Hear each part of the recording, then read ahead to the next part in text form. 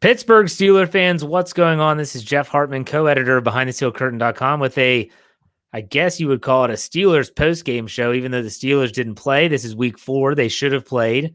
They didn't play. They were on an early bye week, and so we decided as a collective, myself, Dave Schofield, and Bryan Anthony Davis, to congregate. And let's talk about the games that were in week 4. All AFC North teams played at the 1 o'clock time period. The Ravens, the Browns, and the Bengals. And so we figured we would talk about that and rehash all that. But before we get to that, I want you all to tell me what you did this bye week, because I'm always curious how people spend the bye week. Do you watch a lot of football, or do you go and get stuff done that you need to get done? Bryan, welcome to the show. Tell us what you did this weekend. Well, I cleaned the basement, trying to get the Steeler room back after 2 years, after week 1, 2018, when we had the great flood during the Cleveland game. It's funny because my buddy who watches the games with me, he starts pacing because the Steelers are going to end up tying. Next thing you know, he's like, you got water back here. And then everything ended. I didn't even see the rest of that tie, which kind of glad. But two years later, we're trying to get that back in order, getting a floor laid out. It's going to happen pretty soon. So I did that. Then had a nice little Sunday today, a little Target, a little a little furniture store, and I get my new recliner. So I brought my recliner home. I sat down to watch these AFC North games and promptly fell asleep. Oh my gosh, that quote from old school. Nice little Saturday. Home Depot. I don't know if we'll have enough time. Dave Schofield, welcome to the show. What'd you do this weekend? Well, I had some various things on my plate for this weekend anyway, so it kind of rolled into that. I had a small outdoor gathering last evening to wrap up my softball season, and so I didn't have to stress about getting as much stuff going on with the Steelers. It was going to be a very, very, very tight and busy weekend for me, but instead I had very similar to Bryan, got to get up and go to church this morning. It didn't have to rush the kids off the playground afterwards because I didn't have to get home to write about inactives. And then I actually made lunch, which I do every other day of the week, except usually on Sundays. I'm just so busy that people have to fend for themselves. And I went to actually try to get my son to take a nap, which I do 6 days a week, except when the Steelers are playing. And I'm like, I can do it this Sunday. He did not proceed to nap, but much like Bryan Anthony Davis, I did. So that was my Sunday. It was glorious. And arguing with Jeff about counterpoint stuff. Yeah, so you have to check out, if you're watching us live on YouTube, you have to check out our Let's Ride podcast. Dave joined me for my Let's Ride. It's in the morning. It's just on audio platforms, so make sure you check that out Monday morning. If you're listening to this Monday afternoon, make sure you go back and check it out Monday morning. I actually spent the whole weekend was outside. A ton of yard work. Had removed the root system. We'll cut a tree down and remove the roots of the tree on Saturday. Then I painted the front porch, the pillars and everything. And then today my kids talked me into putting up all the stupid Halloween decorations. I love Christmas decorations. I hate Halloween decorations. I don't know why. They look junky to me. Same here. And so I'm like, could we do it? Come on, fine. Let's do it. Let's get the stupid things out and we'll put them up for a month and we'll put them away for another year. So I was doing that, but I was checking in on my FanDuel. I got to be honest, I didn't watch a ton of AFC North football today. But before we get to that, we're going to talk about that. Sean Manahan puts $2 in the tip jar to 16-0. Steel, Steel, for those in audio platform, on the table. That's right, undefeated. Pittsburgh remains undefeated, 3-0. Celebrate. Okay, AFC North action. Every single team that played this weekend was victorious. That's right. Even the Cincinnati Bengals. Joe Burrow gets his first victory in the National Football League. We're going to start there, right, Bryan? Yes, we are. They were at home playing the Jacksonville. In this case, the Jags. We're just going to say Jagoffs because they couldn't do anything. That porn stash let me down. And it's really, when porn lets you down, it's a bad thing. So the Jaguars, Bengals, Joe Burrow, he looked like he was going to break out for a while. 33-25. A Cincinnati Bungle win. That is his first NFL victory. They are now 2-1. and looking like they're putting an offense together. Are they really? I mean, Burrow's running for his life. For every time I've watched him play, like he is literally running for his life. Guys, I don't know what is it? Is this say more about the Jaguars? Or is it say more about the Bengals? Dave, what do you think? I don't think it doesn't give me a big vote of confidence in the Bengals. I mean, the Bengals could have had another at least 3, if not 7 points in this game, but the I'm pretty sure it was the tight end that just decided to kind of when a great throw from Burrow, just let Miles Jack take the ball away from him in the end zone for an interception. At a very key point in the game as well. So I don't know that this says a ton about the Bengals. I tell you, you know who it does say something about? This bothered me. It said, you know what? I thought this was going to be the week. I thought it was going to be a breakout week. I thought I'd go for him in FanDuel. How about AJ Green? 1 catch on 5 targets for 3 yards. He's been awful. He was cheap. He's been targeted a ton by Joe Burrow. Like Burrow is clearly trying to make him a main key point in that offense, and he just doesn't look the same, don't you think, Bryan? No, he's done. I really think that. Wow, you're going that far? Yeah, I'm going to go that far because they are looking now at Tyler Boyd, and they're also looking at T. Higgins. T. Higgins, a second week in a row, put up numbers. He put 77 yards today. Boyd put up close to 90. Those are the number 1 and number 2 guys there.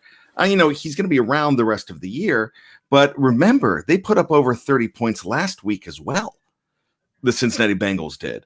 Joe Burrow's finding his footing. He's not having a Ben Roethlisberger type rookie year, but he's putting it together. And this is a team that could have won in week 1. They could have won last week as well. So they're not going to lay down for teams. This isn't your typical bungle team. They're not going to the playoffs, but they're going to make life uncomfortable for teams, and they could make life uncomfortable for the Steelers. You got to see too with AJ Green. You have to think here's a veteran receiver, and came to the league, played with Carson Palmer, and then he had Andy Dalton for all those years.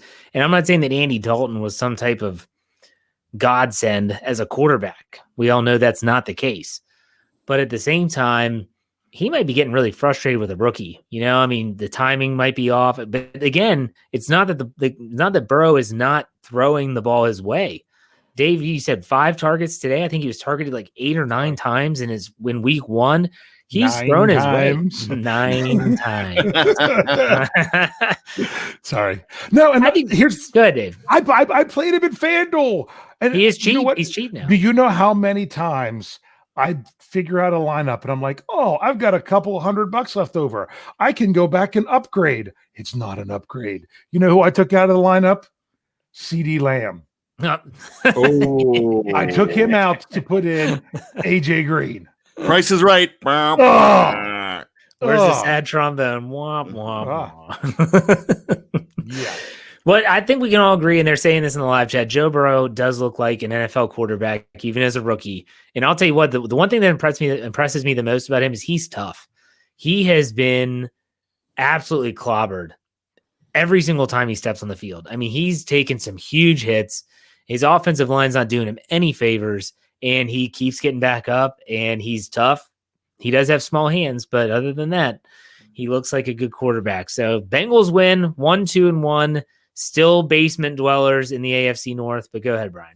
Yeah, one more thing. 30 points in week 2, 33 last week. The Steelers have not eclipsed 30 points yet this year. No. So I'm just saying that there's a reason for that. Yeah, they knelt down. The Steelers actually have a defense.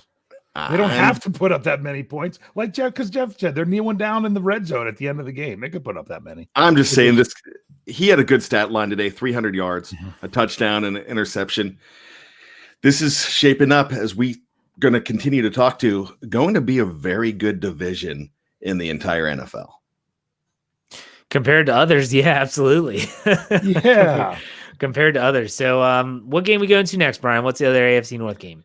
Well, let us go to the most disappointing game for me, because this is the one game that I thought, even though I predicted the Cleveland Browns to win this game, I told you the other day, take the points, but the Browns are going to win outright. They did. The Cowboys tried to come back. Browns 49, Cowboys 38. They put it on the Dallas Cowboys today, and they put it on in a lot of different ways. Again, I'm going to ask you guys the same question. Does this say more about the Browns or more about the Cowboys? Because now all of a sudden the Cowboys, correct me if I'm wrong, Bryan, are 1-3. Yes. In that one win, they had to rely on Atlanta Falcons forgetting how to recover an onside kick and letting the ball just roll. And then that's how they had to win their only game. So, Dave, we'll throw it over to you like we did last time. Does it say more about the Browns or more about the Cowboys? I'm saying it says more about the Cowboys. We know that the Cowboys can't stop anybody. Their offense is pretty decent, but it doesn't matter if you can constantly put up 30 points if you're giving up 40 points. That's what they're dealing with. And it was just, come on. The Browns, I don't know if you guys saw this. The Browns get after the Cowboys went for their first onside kick, kind of, on the very next play, the Browns score a touchdown. Then they kick the extra point. They blocked the extra point. Here they were offsides to blocking it, but it didn't matter. They blocked the extra point, but then the Cowboys touched the ball and let the Browns fall on in the end zone for a 2-point conversion. I mean, that's how much they're screwing that kind of stuff up. I mean, nothing seems to be going right for the Cowboys defense. They can't really, that stuff's just, I got so much more out of the Cowboys from what I saw that game than I did from the Browns. And they're really banged up. They've got a lot of injuries on that team. The Cowboys do, but regardless of who you're playing, you got to take advantage of opportunities, and Cleveland did that. I mean, Bryan, what did you take away from this game? Well, I hope you're right, Dave, because in week 1, they looked horrible, absolutely, despicable against the Ravens.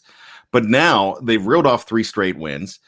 Baker Mayfield, and we talked about this on the preview the other day, Baker Mayfield does not have to do a lot. He basically has to manage, and they spread it out a whole lot.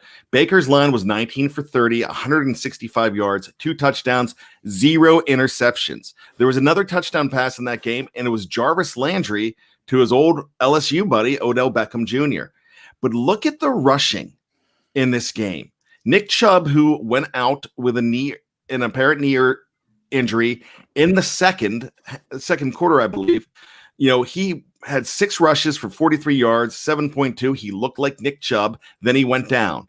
But he ended up being the 4th leading rusher for that team with 43 yards. D'Ernest Johnson, you might be saying who, but all I'm saying is 7.3 yards, 95 yards, a 7.3 average. Odell Beckham had 73 yards. Kareem Hunt had 71 and 2 touchdowns. Beckham had that touchdown as well. So they are spreading things out with this team. And we talk about the Steelers having a lot of weapons. I didn't even talk really much about Jarvis Landry receiving the ball, but they spread it around. And now they have 2 tight ends on that team. Harrison Bryant, the Florida Atlantic rookie, and Austin Hooper. They had 9 catches combined for 71 yards. So this is a team that can beat you in a lot of ways. And they have an offensive coach in Kevin Stefanski. I am concerned about the Cleveland Browns. They are no longer, when it's brown, flush it down. Do we have Jeff? I don't know if we have Jeff. Jeff looks like he's pondering the situation. Yes, he does. I don't know. I still think Baker Mayfield sucks. And I don't, what? Yeah, I think Jeff's a little bit behind right now. So let's just go with this. I'm going to say what I think Jeff was going to say. I don't think you can take it from what the Browns did here based on the team that they were playing. It's really, really difficult. So I'm trying to look ahead. Do you know off the top of your head, who do the Browns play next week, Bryan? They play the Colts. Do you think that's going to maybe give a little bit better indication as to what kind of team Cleveland is? Colts do have a good defense. Yeah. So that's my biggest thing is bottom line is they still had to get it done, and they did. So it's not saying that they are still a bad offense going against a bad defense. I'm not saying that. I'm just saying I'm not sure they're that juggernaut of an offense going against this defense. But man, a game like that can give you confidence that you might not have had otherwise too. And I get that, but here's the problem. The problem is the Steelers' opponents so far, and we are defending the fact that the Steelers' opponents, even though they're 0-9 combined, the Steelers are still beating these teams. And now we're looking at we're looking at all these other teams in our division, and we're making excuses. Well, it's the caliber of talent they're playing. So with that rationale, can we say that, well, the Steelers are 3-0 because of the caliber of talent that they're playing? Because now the Texans are 0-4 now. I'm not sure what the Giants are playing now. Yes, they are. And the Broncos are 1-3. Yes. So, now, Gyro's saying it. Now they're 1-11. Which I completely understand. And that's why you can't say that the Steelers is a juggernaut offense where the rushing game is definitely back. I would like to see them against a more quality opponent and see that happen. And that's why I'm just trying to be consistent with both the Steelers and the Browns. Like when the Browns, the best opponent they've faced so far this year was the Ravens, and they did nothing. So I hope you're right. Yes. I don't want to be right. I'm just saying it's really hard to judge them right now. Just as hard as it is to judge the Steelers right now based on their opponents. Jeff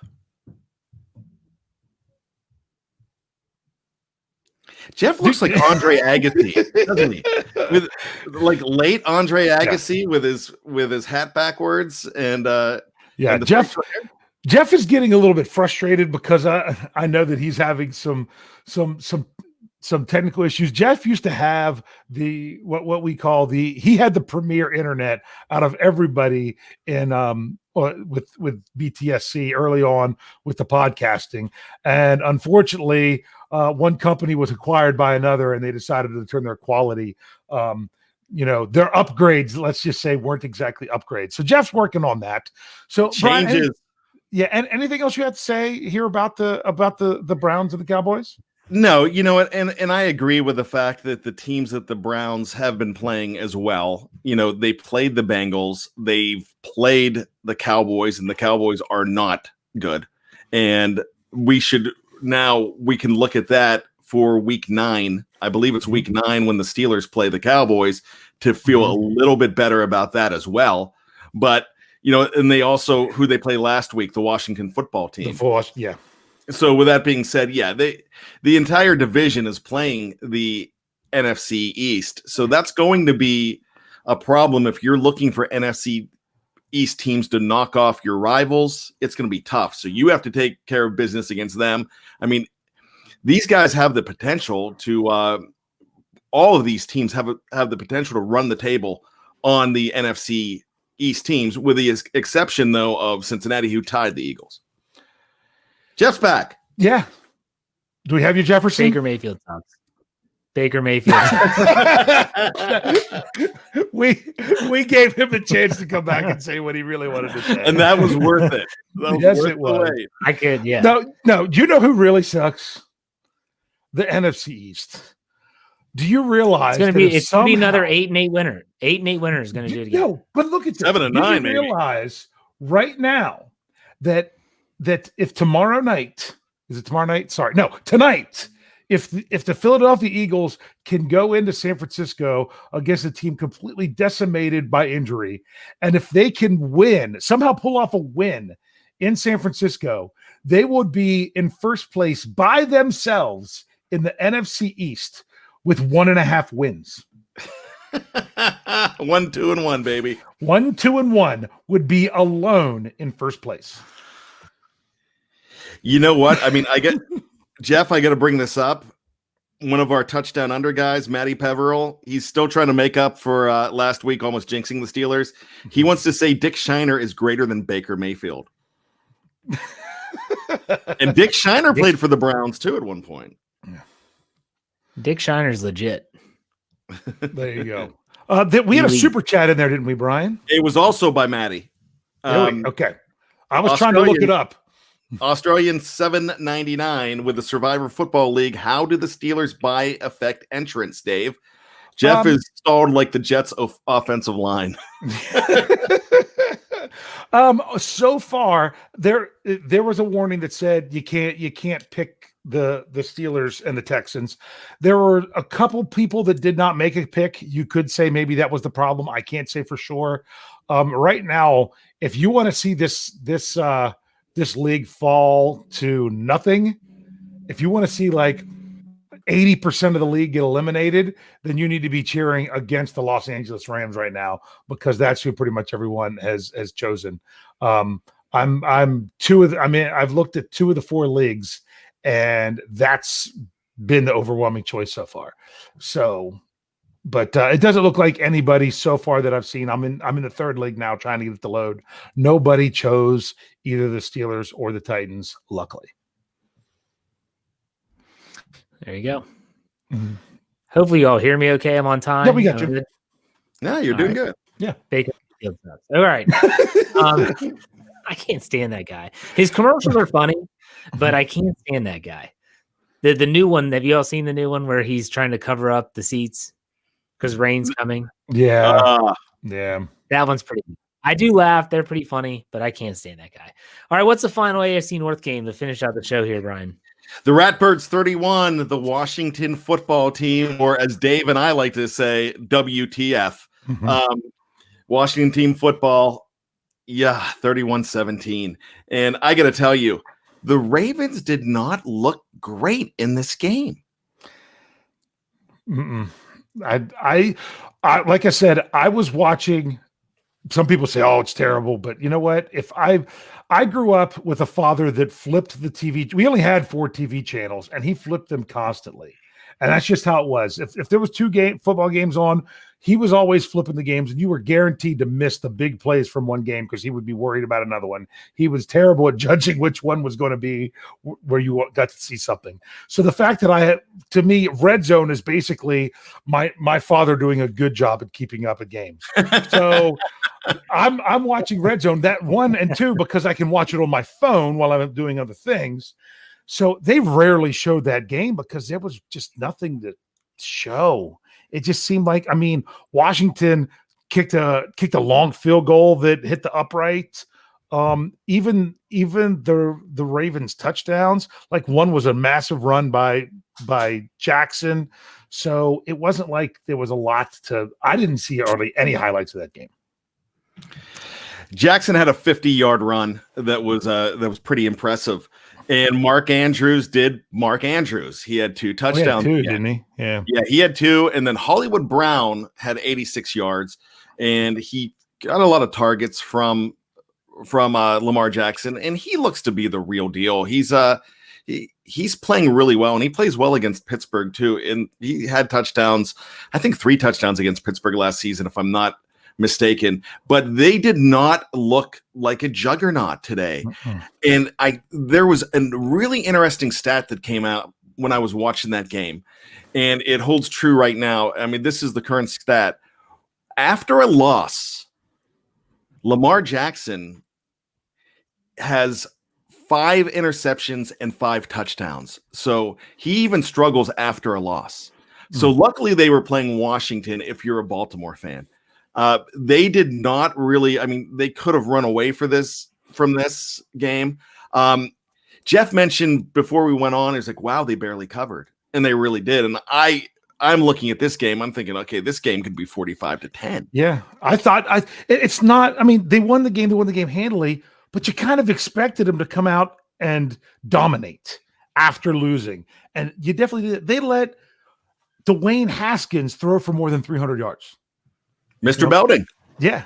He went over 300 yards against the Ravens, who are supposed to have this, amazing secondary and things like that, and depth, and it doesn't matter if guys are hurt or whatnot. And then it could have just been, I don't know, because I didn't watch the game very much. It could have just been that they gave up a lot of yards late because they had a lead. I'm not sure, but it didn't feel like, most of the time when you dominate another team, it's because your defense is coming out there and just shutting them down, and that did not appear to be the case at all. Redskins, excuse me. Go ahead. No, I called them the wrong name. Go ahead. I was going to say, is it the dreaded E word that some people have been throwing around the live chat? Exposed.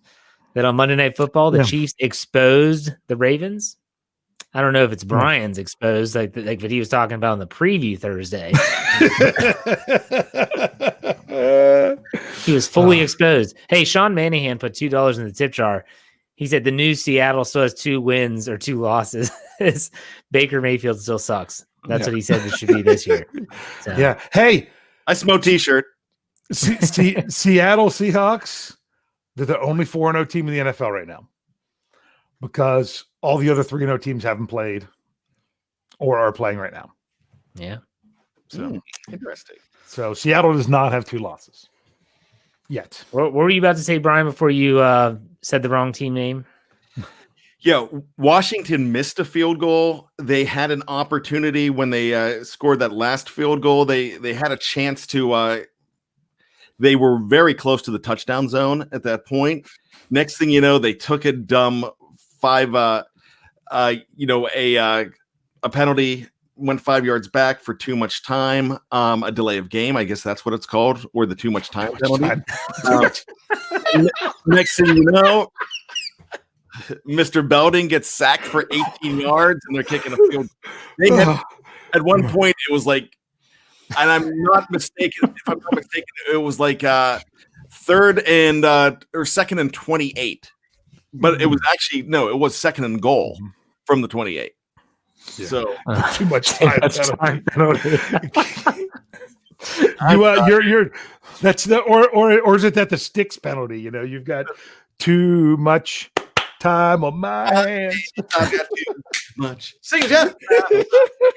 It's like too many men on the ice. Too many men on the ice. But hey, goodness. at least it wasn't like the Cowboys who had Odell Beckham tackled for a 15-yard loss on an end around, and then instead it turns into a 50-yard touchdown. That was just that's crazy. I'm sorry. All right, so let's update the AFC North standings heading into Week 5. Pittsburgh remains at the top at 3-0. And what's the rest, Bryan? Dave, I'm going to defer to Dave because I got it. You know what? I could do this because Cincinnati is 1-2-1. They're at the bottom, but who's the who has the tiebreakers in between?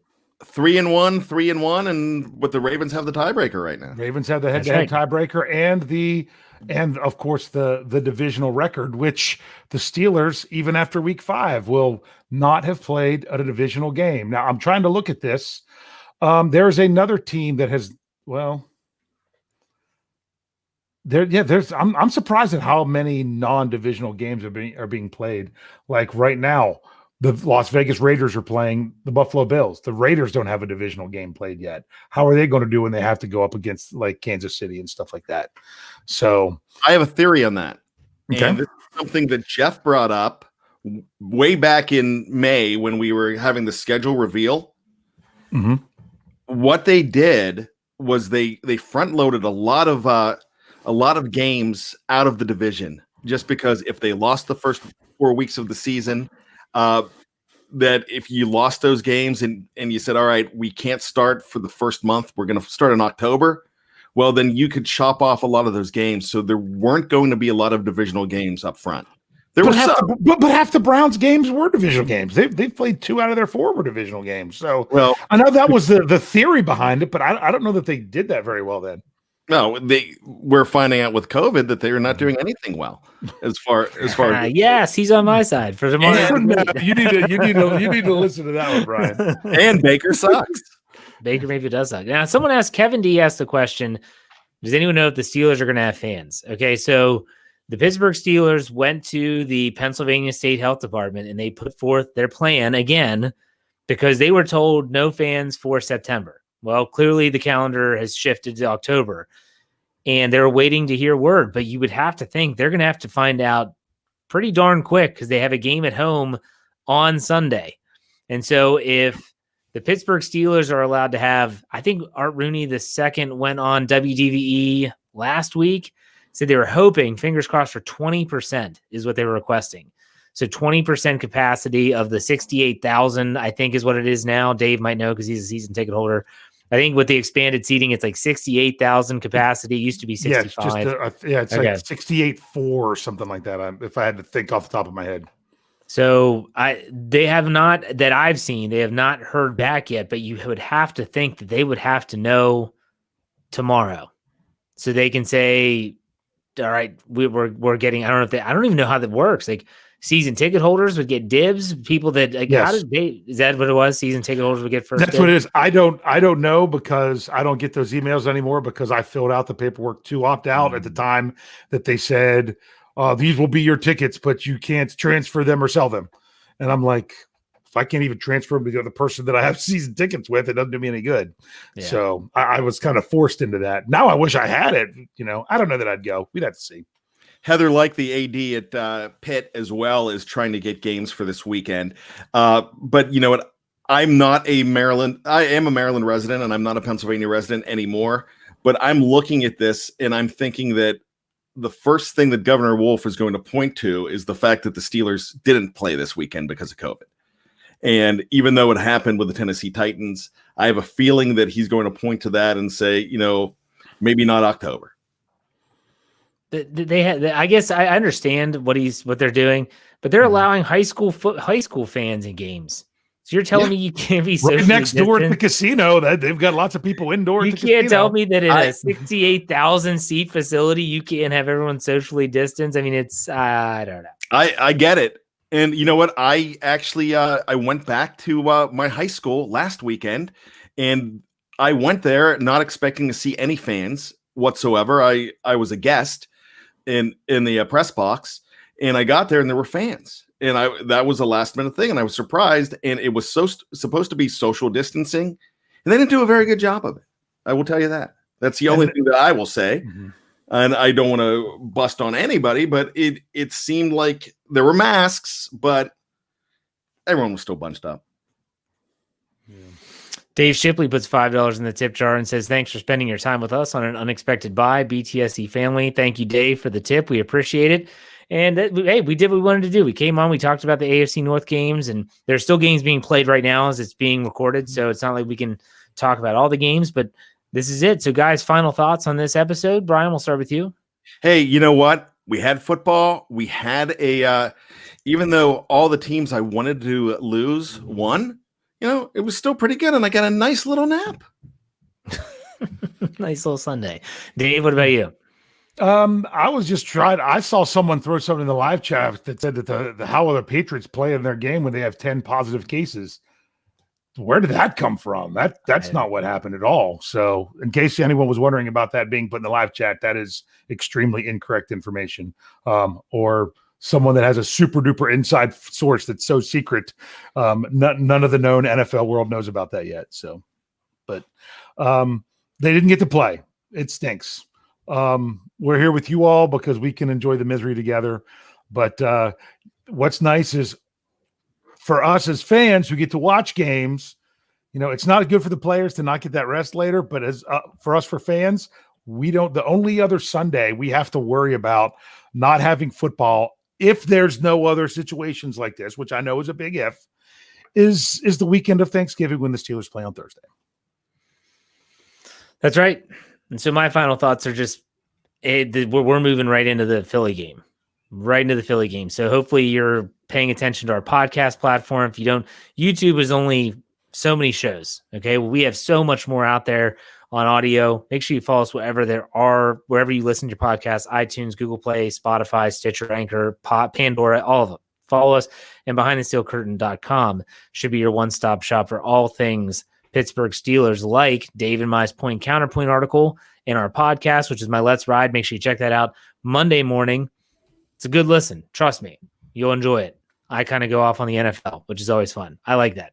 So with that said, that's it. That wraps up our impromptu bye week, as I've been calling it. As Sean Mannion, we're on to Philly. Not to channel our inner Bill Belichick, but we're on to Philadelphia. That's right. Take it easy, everyone. Have a great rest of the weekend, and let's get after it in week 5. Go Steelers. Take it easy.